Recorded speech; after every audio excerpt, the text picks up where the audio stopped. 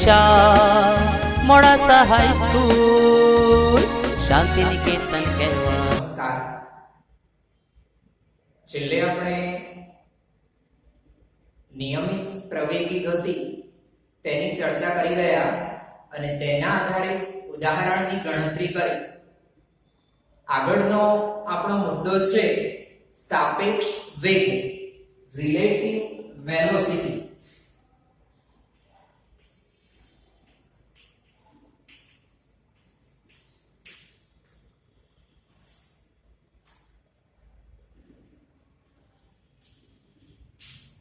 ગતિશાસ્ત્રની અંદર આપણે વેગની સમજ મેળવી ચૂક્યા. અહીં આપણે સાપેક્ષ વેગની વાત કરવી છે.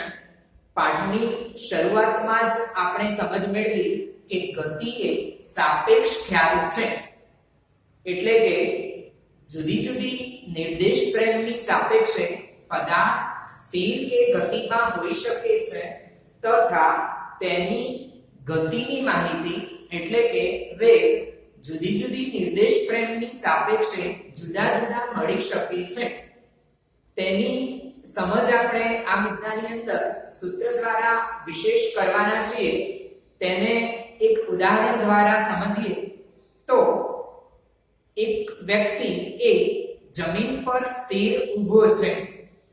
બીજો વ્યક્તિ બી એ ગતિમાન ટ્રેનમાં બેઠો છે.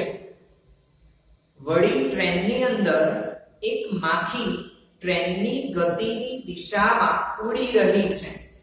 આવી માખીની ગતિનો અભ્યાસ જમીન પર રહેલો વ્યક્તિ એ તથા ટ્રેનમાં રહેલો વ્યક્તિ બી બંને કરે છે.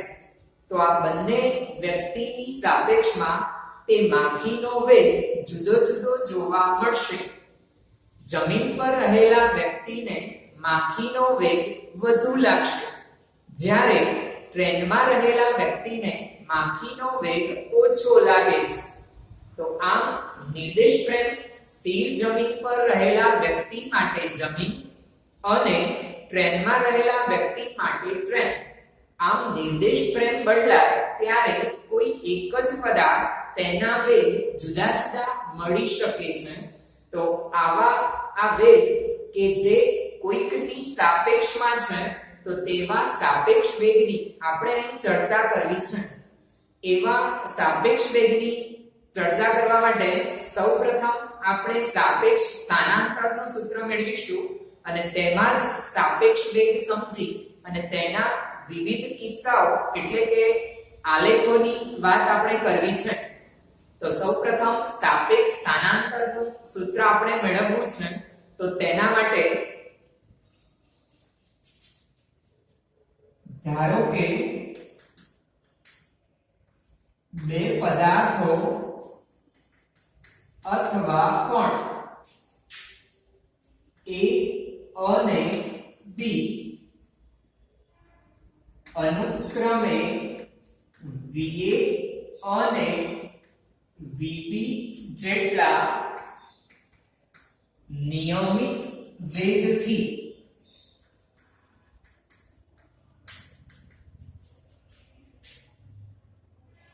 x અક્ષની દિશામાં એક પરિમાણિક ગતિ કરે છે. તો કોઈક બે પદાર્થોની આપણે વાત કરી રહ્યા છીએ A અને B, અને બંને પદાર્થો એક પરિમાણિક ગતિ સુરેખ પથ પર ગતિ કરી રહ્યા છે. તેમની ગતિની દિશાને આપણે x દિશા તરીકે ધારી લીધી છે. તો આવા એ પદાર્થો માટે તે પદાર્થોના t બરાબર 0 સમયે સ્થાન આકૃતિ મુજબ. તો તેની આકૃતિ રજૂ કરીએ તો બે પદાર્થોના સ્થાનની વાત આપણે કરવી છે. તો આ છે આપણી યામાક્ષ પદ્ધતિ x અને y. યામાક્ષ પદ્ધતિનું કાર્ટેશિયન યામ પદ્ધતિનું ઉગમ બિંદુ O એટલે જ સંદર્ભ બિંદુ. આવા સંદર્ભ બિંદુને અનુલક્ષી અને બે પદાર્થો તેમની ગતિનો અભ્યાસ આપણે કરવો છે. તો પદાર્થ A તથા પદાર્થ B,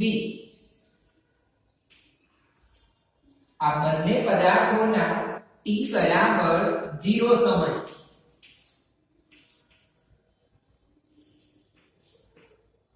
સ્થિતિ અહીં દર્શાવી છે. તેને આપણે આકૃતિ A વડે દર્શાવીશું. તો t બરાબર 0 સમય સ્થાન દર્શાવે છે. આ બંને પદાર્થો VA, A પદાર્થ VA અને B પદાર્થ VB જેટલા અચળ વેગથી કે નિયમિત વેગથી ધનેશ દિશામાં આગળ વધી રહ્યા છે. t બરાબર 0 સમયે તેમના સ્થાન, તેને આપણે ઉગમ બિંદુ O ની સાપેક્ષમાં વાત કરીએ તો A નું સ્થાન, તેને આપણે x a o, ઉગમ બિંદુ O ના સંદર્ભમાં 0 સમય સ્થાન x a o તથા B ના સ્થાનને x b અને એ પણ 0 સમય માટે x b o વડે દર્શાવીએ છીએ. તો x a o અને x b o થશે. તો આકૃતિ A મુજબ x a o અને x b o છે. હવે આવા બંને પદાર્થો અચળ વેગી ગતિ કરે છે, એટલે સમયની સાથે તેમના સ્થાન બદલાઈ રહ્યા છે. આપણે કોઈ t સમય તેમના સ્થાનની વાત કરવી છે તથા t બરાબર t સમયે આકૃતિ B મુજબ તેમના સ્થાન નોંધવા છે. તો આકૃતિ B તૈયાર કરીએ. તો આકૃતિ B માટે પણ ઉપર દર્શાવ્યું તે પ્રમાણે જ x અક્ષ, y અક્ષ અને તેનું ઉગમ બિંદુ O. આપણી આકૃતિ B એ t બરાબર t સમયે સ્થાન દર્શાવે છે. આપણે જાણીએ છીએ પ્રારંભમાં એ પદાર્થ એ સ્થાને હતો, ત્યાંથી ગતિ કરી અને તે a' આગળ પહોંચી ગયો. આ t બરાબર 0 સમયનું સ્થાન, તેને આપણે x a o વડે દર્શાવ્યું અને આ t બરાબર t સમયનું સ્થાન, તેને આપણે x a t વડે દર્શાવીશું. x a o એ 0 સમયે a નું સ્થાન અને x a t A t સમયે a નું સ્થાન થશે. હવે તેને અનુરૂપ આપણે ધ્યાનમાં લઈએ તો t જેટલા સમયમાં પદાર્થ a થી a' આગળ પહોંચી જાય તો તેને કાપેલું અંતર આપણા સૂત્ર પ્રમાણે ઝડપ બરાબર અંતર ભાગ્યા સમય. તો અંતર બરાબર ઝડપ ગુણ્યા સમય. એ પદાર્થની અચળ ઝડપ va અને t જેટલો સમય પસાર થયો માટે va ગુણ્યા t. આટલું અંતર એ પદાર્થે t જેટલા સમયમાં કાપ્યું. વેગ ગુણ્યા સમય va ગુણ્યા t. આ જ સ્થિતિ b પદાર્થ માટે રજૂ કરીએ તો b પદાર્થ t બરાબર 0 સમયે અહીં હતો અને ત્યાંથી તે b' આગળ પહોંચી ગયો. b થી b' આગળ. તો તેના માટે પણ સ્થાનની રજૂઆત આ જ પ્રમાણે આપણે કરી શકીએ કે b x b o એ તેનું t બરાબર 0 સમયે સ્થાન હતું x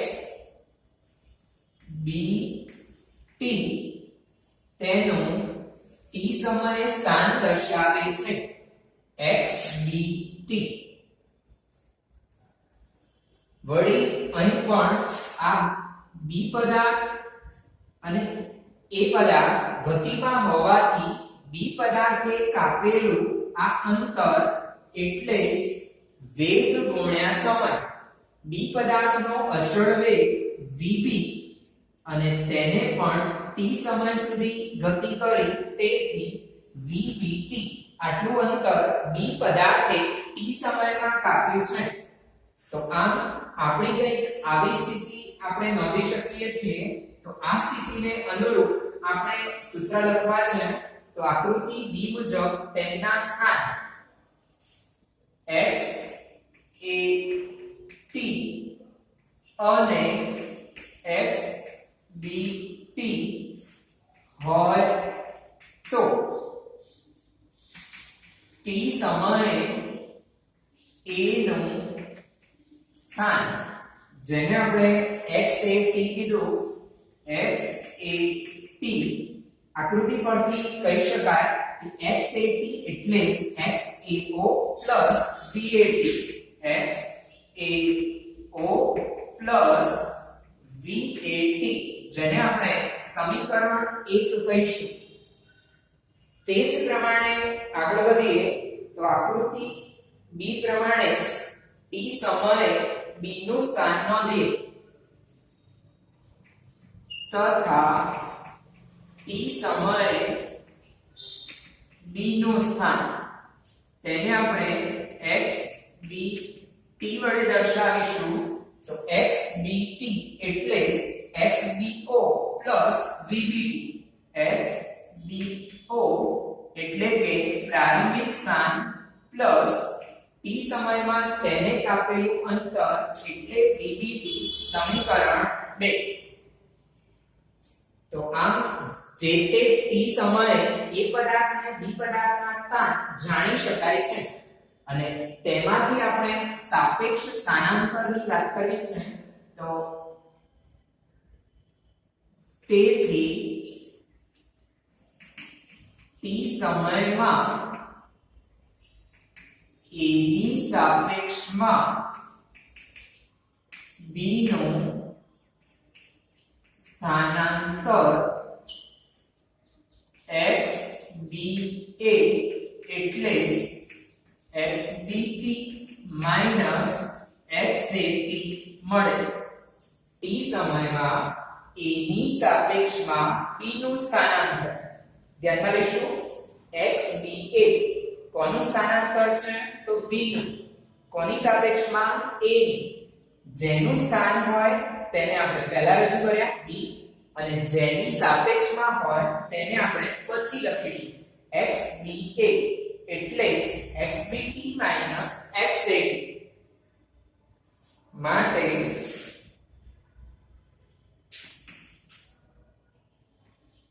xbt xat બરાબર સમીકરણ 2 માંથી એક બાદ કરીશું. સમીકરણ 2 અને 1 પરથી કિંમતને અનુરૂપ x b o plus vb t minus x a o minus v a t થશે. અહીં આપણે પ્રારંભિક સ્થાનને નજીક લાવીએ તો x b o minus x a o plus બંનેમાંથી આ બંને પદમાંથી t ને કોમન લઈએ તો ve va t સમીકરણ 3. તો સમીકરણ 3 એ સાપેક્ષ સ્થાન કે સાપેક્ષ સ્થાનાંતર શોધવાનું સૂત્ર છે. તો જુદા જુદા પદાર્થોના એકબીજાની સાપેક્ષમાં સ્થાન આ સૂત્ર દ્વારા ગણી શકાય છે. અહીં આપણે a અને b બે પદાર્થોના એકબીજાની સાપેક્ષમાં સ્થાન આ સૂત્ર દ્વારા મેળવી શકીએ છીએ. તેના માટે પ્રારંભિક જે સ્થાન છે તેની બાદબાકી કરી છે અને તેમાં t સમયમાં જે સ્થાનાંતર કર્યું છે તે તેમાં ઉમેર્યું છે.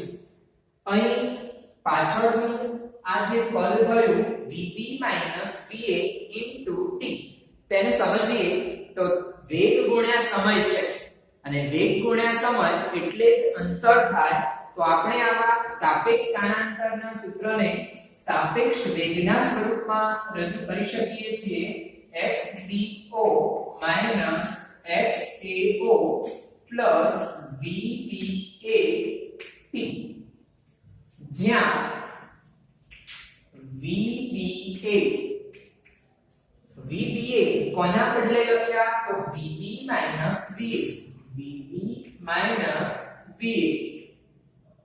આ vba તેને જ આપણે કહી રહ્યા છીએ પદાર્થ a ની સાપેક્ષમાં પદાર્થ b નો વેગ.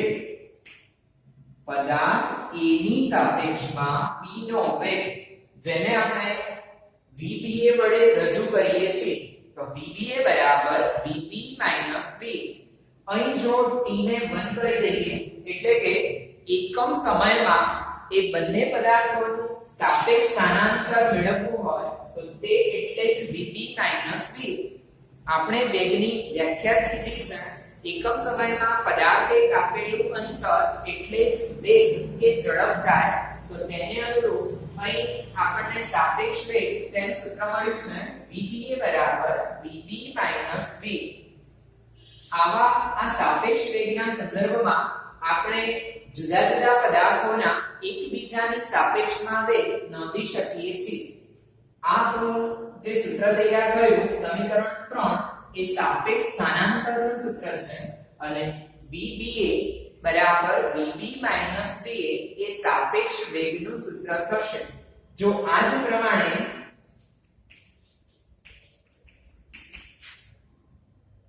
b ની સાપેક્ષમાં a નો વેગ લખવો હોય તો તેને આપણે vab જેની સાપેક્ષમાં વાત કરીએ તેની પાછળ લખીશું અને જેનો વેગ કે જેનું સ્થાન હોય તેને આગળ લખીશું vab. આ જ ક્રમ પ્રમાણે vba એટલે vb va તો vab બરાબર va vb થશે. આ જ સૂત્રોને અનુરૂપ જો અહીં માઈનસ ચિહ્નને કોમન લઈએ તો va ધનમાંથી ઋણ બની જાય અને vb ઋણમાંથી ધન બને માઈનસ vb માઈનસ va. પણ vb માઈનસ va એટલે જ vba.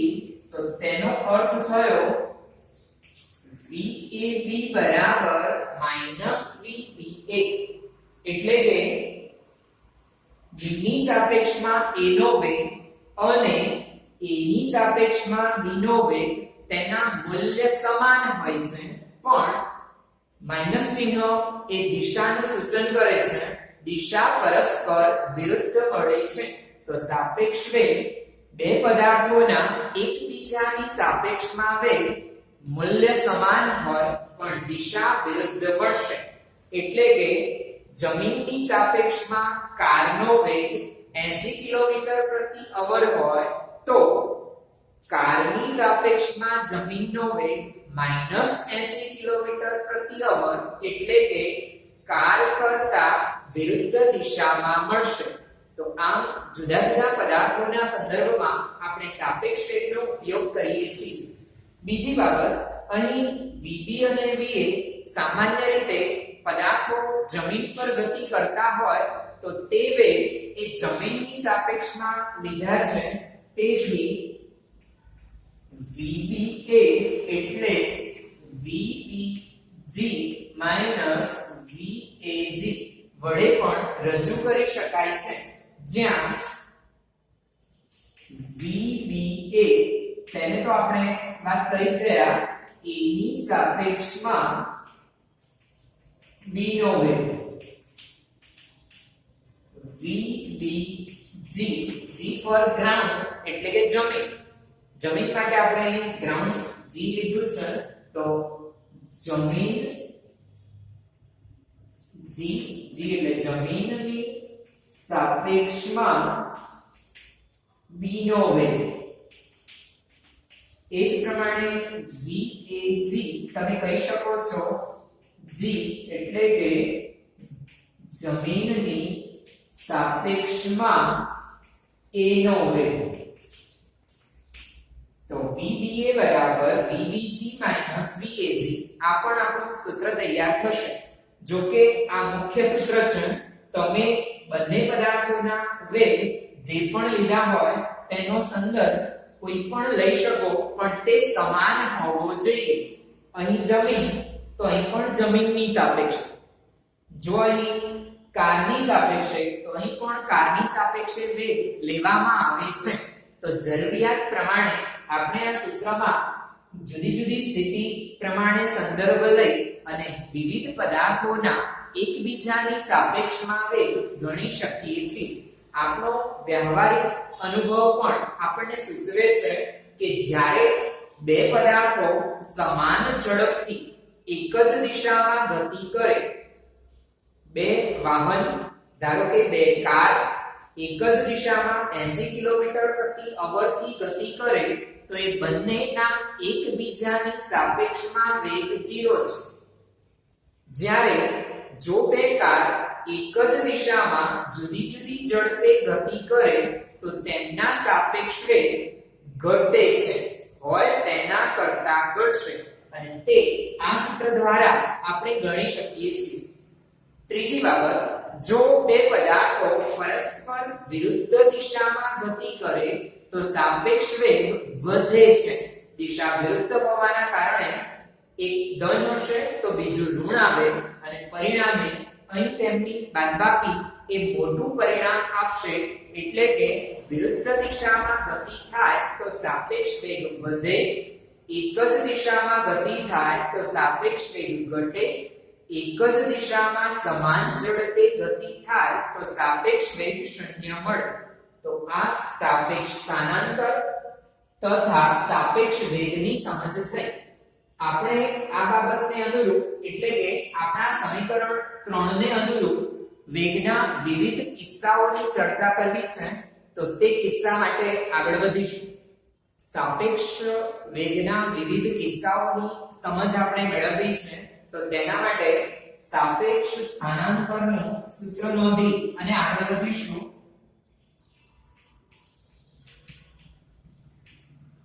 સાપેક્ષ વેગના કિસ્સા પદાર્થ A ની સાપેક્ષમાં B નું સ્થાન કે સ્થાનાંતર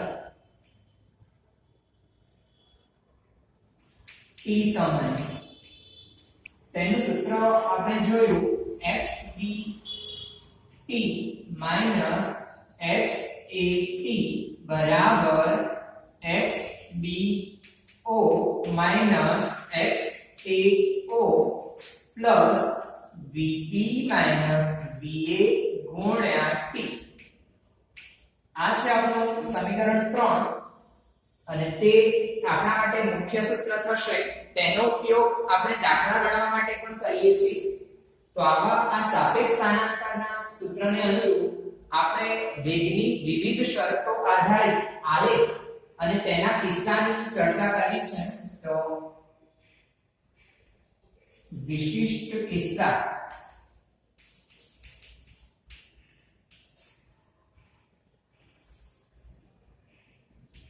પહેલો કિસ્સો જો VA બરાબર VB હોય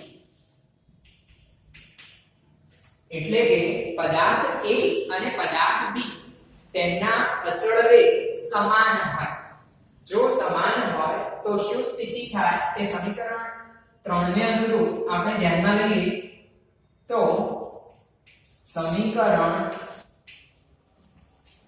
3 મુજબ તો સમીકરણ 3 આપણને દર્શાવે છે કે xbt xat બરાબર xbo XAO આ બંને સમાન છે એટલે તે પરિણામ 0 અને તે પદને આપણે દૂર કરી દીધી તો આ પ્રકારનું કંઈક મળ્યું. VA બરાબર VB હોય તો સાપેક્ષ વેગ 0 થાય અને સાપેક્ષ વેગ 0 થવાથી t સમયે સ્થાન અને પ્રારંભિક સ્થાન તેમને અનુરૂપ મળતા સ્થાનાંતર.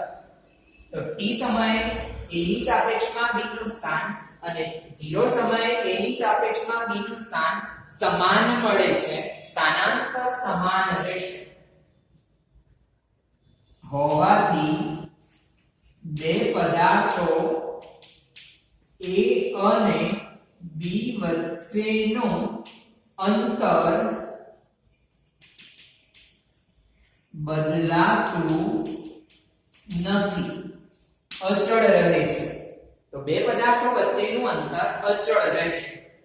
આવા કિસ્સામાં આપણે કહી શકીએ કે કોઈ એક સ્થળેથી બે બસ, ધારો કે મોડાસાથી અમદાવાદ નીકળેલી બે બસ, એમાંથી બી બસ આગળ અને એ બસ પાછળ છે. બંને બસ જો સમાન ઝડપે ગતિ કરે તો તેમની વચ્ચે પ્રારંભમાં 50 કિલોમીટર અંતર હોય તો ટી સમયે એટલે કે 10 મિનિટ પછી, 20 મિનિટ પછી કે પછીના સમયે પણ તેમની વચ્ચેનું અંતર તેટલું ને તેટલું જળવાઈ રહેશે. એટલે કે સાપેક્ષ સ્થાનાંતર સમાન મળે છે. તે બંને વચ્ચેનું અંતર બદલાતું નથી. તે માટેનો આલેખ આપણને મળે. તે આલેખને જોઈએ તો એવા એ પદાર્થો માટે x વિરુદ્ધ t નો આલેખ આપણે તૈયાર કરવો છે. આ છે આપણું ઉગમ બિંદુ અને ઉગમ બિંદુને અનુરૂપ એ બંને પદાર્થો તેમાંથી આ 0 સમયે a નું સ્થાન જેને આપણે XAO અને આ 0 સમયે b નું સ્થાન જેને આપણે XBO વડે દર્શાવ્યા છે. બંને પદાર્થો અચળ વેગી ગતિ કરે છે અને અચળ વેગી ગતિ કરતા પદાર્થ માટે ગણી ચૂક્યા v x વિરુદ્ધ t નો આલેખ સુરેખ મળે. તો આ પ્રમાણે પદાર્થ A અને પદાર્થ B તેમના આલેખ એકબીજાને સમાંતર મળશે. તો આલેખ સમાંતર તે સૂચવે છે કે તે બંને વચ્ચેનું અંતર કોઈ પણ સમયે લઈએ તો એ સમાન હશે. તો આ આપણો પ્રથમ કિસ્સો જેને આપણે એ આલેખ દ્વારા દર્શાવી શકીએ છીએ. ત્યાર પછી બીજો કિસ્સો. બીજા કિસ્સામાં જો VA greater than VB હોય તો શું સ્થિતિ થાય તે આપણે સમજવી છે. એ પદાર્થ કે જે પાછળ અને બી પદાર્થ કે જે આગળ છે, પાછળના પદાર્થનો વેગ એ આગળના પદાર્થ કરતા વધારે હોય તો આપણે જાણીએ છીએ તેમ સમયની સાથે બે પદાર્થો વચ્ચેનું અંતર ઘટતું જાય છે અને એમ કરતા કરતા કોઈ t સમયે બંને પદાર્થો કોઈ એક જ સ્થાને ભેગા થાય છે જેને આપણે ઓવરટેક તરીકે પણ ઓળખીએ છીએ. તો પાછળનો પદાર્થ એ આગળના પદાર્થ સુધી પહોંચી જશે અને કોઈક સમયે તેને ઓવરટેક કરશે. જ્યારે પાછળનો પદાર્થ આગળના પદાર્થને ઓવરટેક કરે ત્યારે તે સમયે એ બંને પદાર્થોના સંદર્ભ બિંદુથી સ્થાન સમાન થાય છે. તો તે સ્થિતિને પણ આપણે ધ્યાનમાં લઈશું. તો VA greater than VB હોય તો બે પદાર્થો વચ્ચેનું અંતર પ્રારંભમાં ઘટે છે તથા કોઈ t સમયે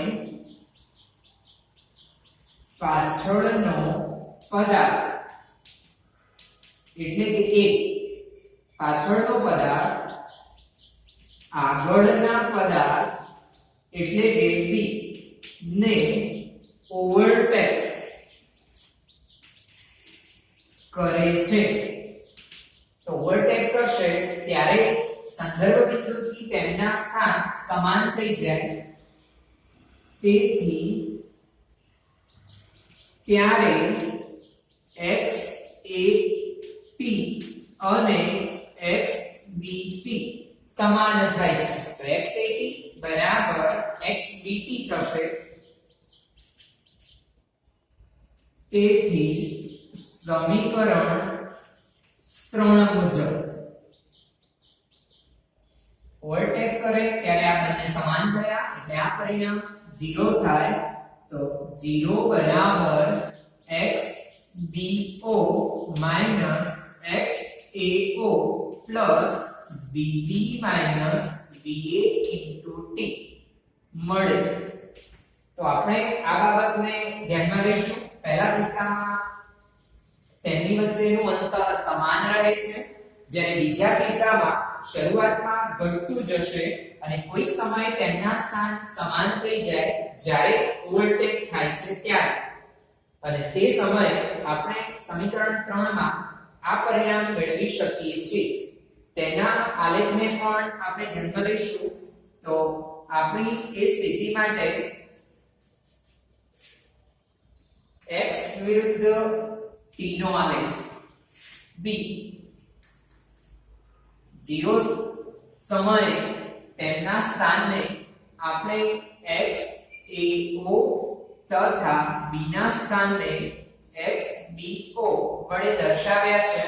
અહીં એ પદાર્થનો વેગ વધારે તેનો અર્થ x વિરુદ્ધ t ના આલેખનો ઢાળ વધારે, અને ઢાળ વધારે છે માટે એ પદાર્થનો આલેખ તેનો ઢાળ વધુ લઈશું, જ્યારે b પદાર્થનો વેગ ઓછો તેથી તેનો ઢાળ ઓછો. તો આ b પદાર્થ a પદાર્થ અહીં જોઈ શકીએ છીએ કે પ્રારંભમાં બંને વચ્ચેનું અંતર વધારે છે, ક્રમશઃ અંતર ઘટતું જાય છે અને કોઈક t સમય બરાબર t સમયે x at બરાબર x bt બંને પદાર્થોના સાપેક્ષ સ્થાન સમાન થઈ જશે. પછીથી a અને b વચ્ચેનું અંતર ફરીથી વધતું જશે. એ પદાર્થ એ આગળ વધતો જશે, b કરતા તે દૂર પહોંચે છે. તો આ બીજો કિસ્સો છે આપણો va greater than vb. તેમાંથી ઓવરટેકની સ્થિતિને આપણે ધ્યાનમાં લઈએ. ત્રીજો કિસ્સો, ત્રીજા કિસ્સામાં જો va less than vb હોય તો વાત કરવી છે. એ પદાર્થનો વેગ ઓછો અને b નો વેગ વધારે છે. એ પદાર્થ પાછળ અને b પદાર્થ આગળ છે. પાછળના પદાર્થનો વેગ ઓછો હોય તો b પદાર્થ ઝડપથી આગળ વધતો જશે. આવા બે પદાર્થો ક્યારેય માર્ગમાં એકબીજાને મળી શકતા નથી. તેમની વચ્ચેનું અંતર ધીમે ધીમે વધતું જાય છે. તો va less than vb હોય તો બે પદાર્થો a અને b વચ્ચેનું અંતર સમય સાથે ક્રમશઃ વધે છે. આ પદાર્થો માર્ગમાં ક્યારે પણ એકબીજાને મળતા નથી, એટલે કે ઓવરટેક થતું નથી. ઓવરટેક કરી શકતા નથી. તેના માટેનો x વિરુદ્ધ t નો આલેખ જોઈએ તો x વિરુદ્ધ t નો આલેખ c સ્થિતિ છે આપણી a નું સ્થાન x a o અને 0 સમયે v નું સ્થાન xvo વડે દર્શાવીશું. a નો વેગ ઓછો એટલે a ના આલેખનો ઢાળ ઓછો, પદાર્થ b નો વેગ વધારે તેથી b ના આલેખનો ઢાળ વધારે. તો અહીં તમે જોઈ શકો છો કે ધીમે ધીમે બે પદાર્થો વચ્ચેનું અંતર વધતું જાય છે અને b પદાર્થ એ a કરતા આગળ ને આગળ વધ્યા કરશે. બંને આલેખ છેદતા નથી એટલે કે બે પદાર્થો ક્યારે માર્ગમાં ભેગા થતા નથી, ઓવરટેક કરતા નથી. ચોથો કિસ્સો,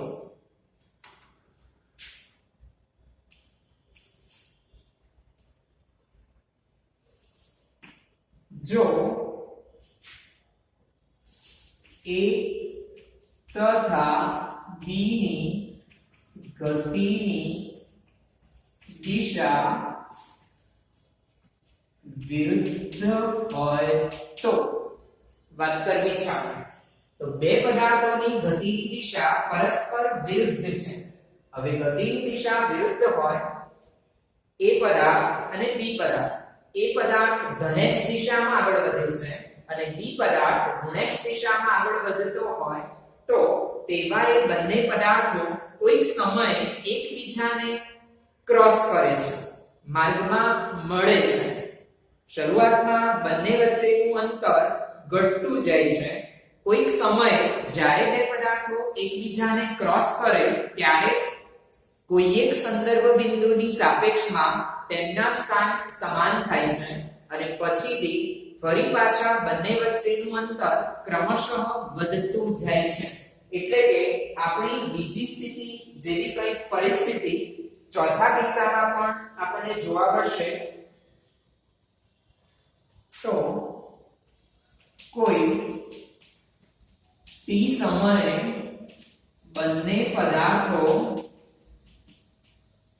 માર્ગમાં એકબીજાને મળે એટલે કે ક્રોસ કરે છે, ક્રોસ કહીશું તો એકબીજાને મળે છે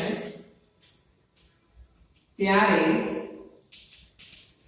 કોઈ એક સંદર્ભ બિંદુ ની સાપેક્ષમાં તેમના સ્થાન xat બરાબર xbt મળે. તો તેમના સાપેક્ષ સ્થાન પણ સમાન થાય. સમીકરણ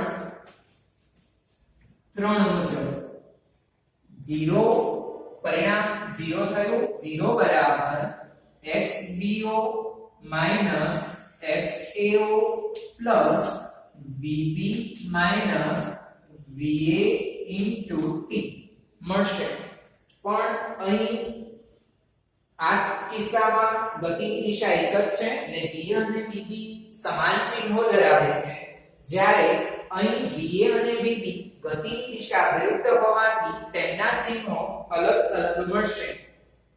તેના આલેખને ધ્યાનમાં લઈએ તો તેના માટે x વિરુદ્ધ t નો આલેખ